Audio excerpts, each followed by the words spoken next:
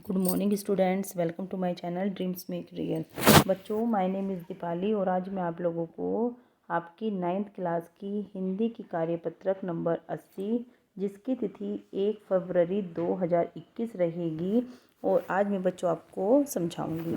देखो, विद्यासागर नोटियाल ने माटी वाली कहानी के माध्यम से विस्थापन कहते हैं एक स्थान को छोड़कर दूसरे स्थान पर बसना के दर्द का चित्रण किया है कि जब किसी भी व्यक्ति को मजबूरी में एक स्थान को छोड़कर दूसरे स्थान पर जाना पड़ता है तो उसका वर्णन यहाँ पर किया गया है। विकास के लिए सरकार सड़क, पुल, बांध और कारखाने आदि बनाती है, जिसके लिए जमीन, जल और जंगल का प्रयोग करती है। उस जमीन पर आश्रित बहुत से लोगों को अपनी पहचान, जन्मभूमि, रोजी रोटी को छोड़कर दूसरी जगह पलायन करना पड़ता है, जिससे उन्हें बहुत सारी समस्याओं का सामना करना पड़ता है। इस कहानी में दिखाया गया है कि टिहरी के एक गांव की गरीब बुढ़िया माटी को बेचकर किसी तरह अपने परिवार का पालन पोषण कर रही है, किंतु बिजली, पानी और सिंचाई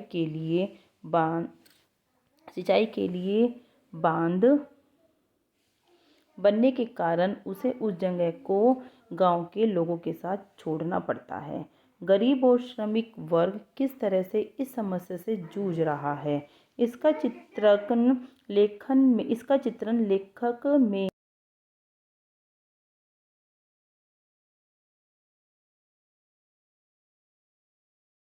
कहानी के अंश को पढ़िए और संबंधित प्रश्नों के उत्तर दीजिए। चलिए कहानी पढ़ते हैं।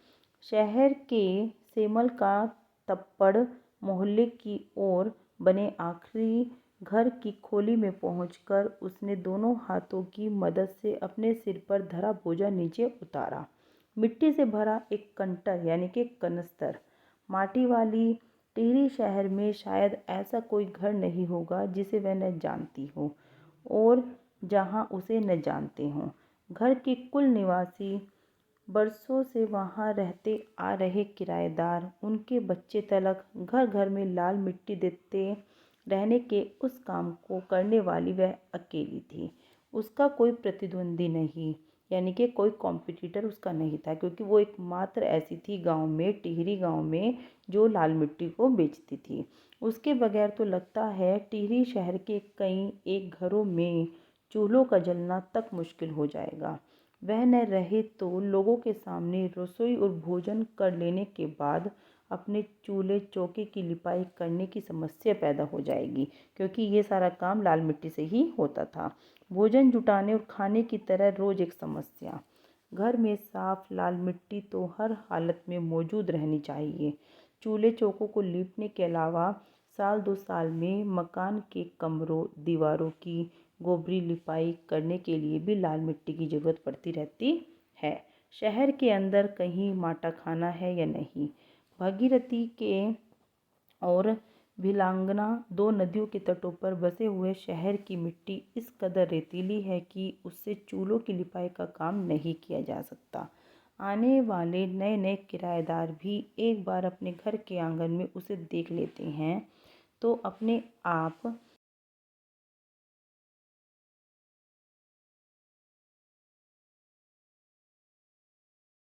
बुढ़िया माटी वाली, नाटे कद की मतलब छोटे कद की, एक हरिजन बुढ़िया थी माटी वाली। तो बच्चों, इस पर एक बताया गया है कि किस तरह से टिहरी शहर में इकलौती बुढ़िया थी, हरिजन बुढ़िया, माटी बेचती थी, लाल मिट्टी को बेचती थी और उसके बिना ऐसा लगता था कि चूल्हा चौकी सब काम अधूरे थे। सारे लोग उसे जानते थे, जो काफ़ी टाइम से किराएदार वहाँ पर रह रहे थे वो भी जानते थे, बच्चा बच्चा भी उसको जानता था। तो अब हम इसके बेस पर कुछ क्वेश्चन दिए गए हैं, चलिए उनके आंसर देख लेते हैं। इस पाठ के लेखक हैं, ये रहे विद्यासागर नोटियाल। प्रश्न नंबर 2 देखते हैं, इसमें आप लगा लेना विद्यासागर नोटियाल, मैंने नीचे लिख दिए हैं।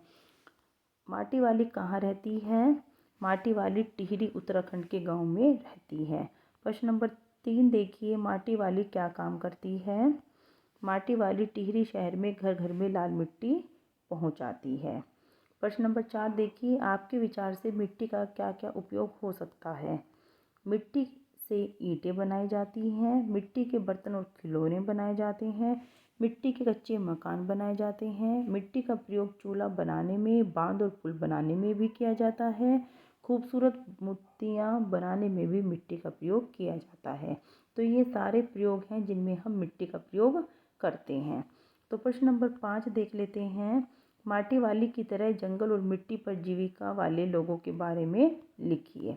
बच्चों देखो, प्रश्न नंबर 5 मैंने लिखा है, इस प्रकार के लोगों को अनेक प्रकार की विषम परिस्थिति